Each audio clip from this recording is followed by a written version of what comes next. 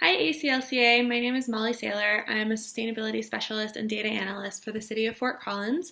I am responsible for measuring the progress of our climate action plan. So that means lots of carbon accounting and also managing all of the other related metrics that go along with that. Before I came to the city of Fort Collins, I worked as a life cycle assessment researcher at an Austrian university, and there I looked at the impact of biogas from agricultural residues.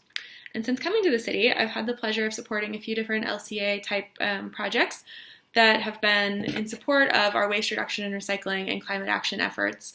So one of the things that I would note is that our traditional way of carbon accounting is what has been best socialized. It's what people tend to understand the best.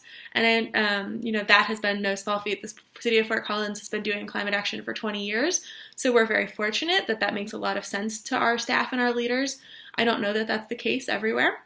But since I've been able to come to the city and find a few other allies, we've really started to socialize this idea of life cycle assessment. And now I'm fortunate to get calls from our streets department saying, from a life cycle perspective, would it be better to pave with this material or this material?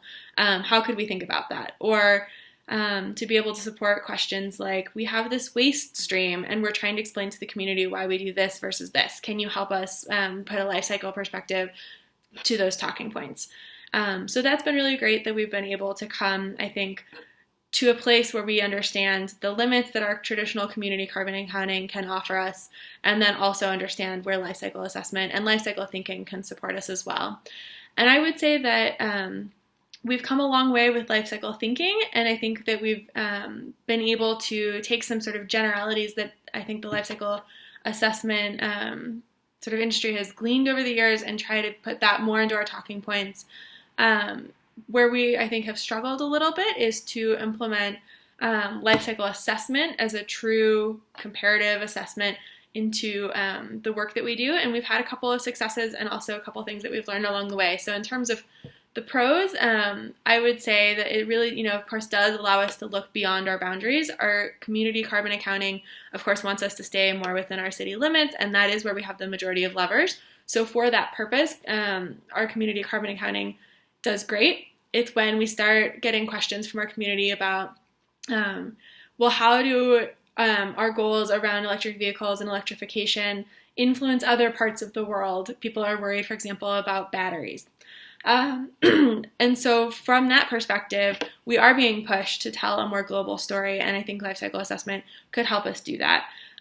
Also, carbon accounting at the sort of scale that we do it for the community obviously doesn't allow us to dig into details and nuances that we might need to make decisions between different options to develop good policy. So in the past, we've applied that to some policy that was developed around organic waste.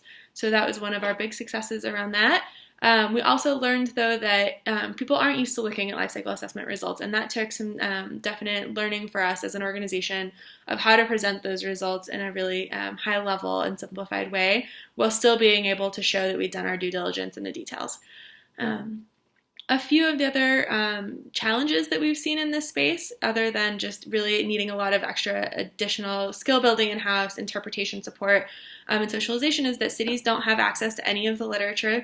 Anything that's behind a paywall is going to very quickly become too expensive for us to explore, which means that as we approach someone to perhaps consult some of this for us, we're really starting without any basis in this. So it's often, I think, difficult for cities to understand if they even need a consultant or if that information already exists and it's a matter of finding access to it. It's also hard to do the right scoping.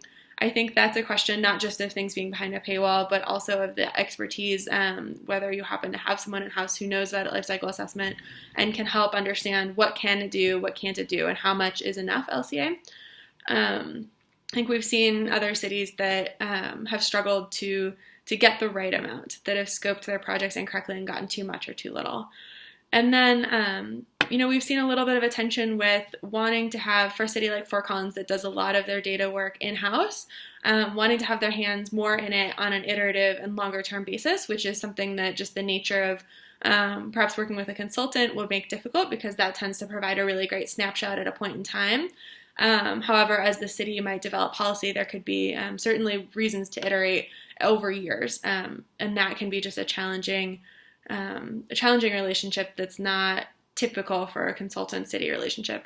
And then working with university partners that can provide more of that iterative ongoing relationship opportunity, but may not always provide sort of the right policy-oriented high-level insights and on the sort of timeline that we maybe need things. And I think that that's sort of an age-old cliche with a grain of truth in it, that universities and cities tend to work a little bit on different timelines.